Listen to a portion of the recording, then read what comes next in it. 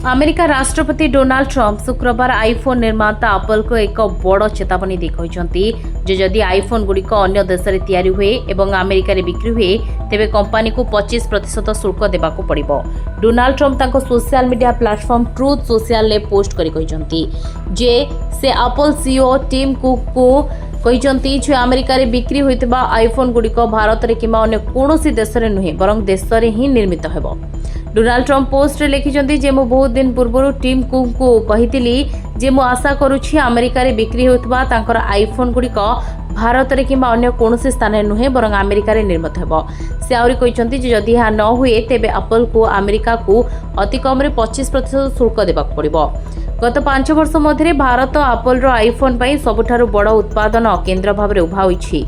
देश रे company assembly line गुड़िक गत आर्थिक वर्षर 12 मासरे $22 बिलियन मूल्यर स्मार्टफोन उत्पादन करथिले। अमेरिकार यह कंपनी गत वर्ष तुलन में भारत में 60% अधिक आईफोन उत्पादन करिछि।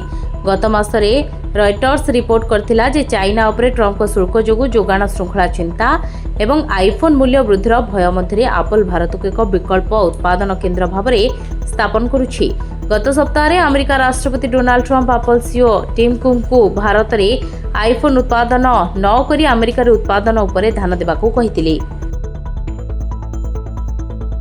Bureau report Dinalipi live.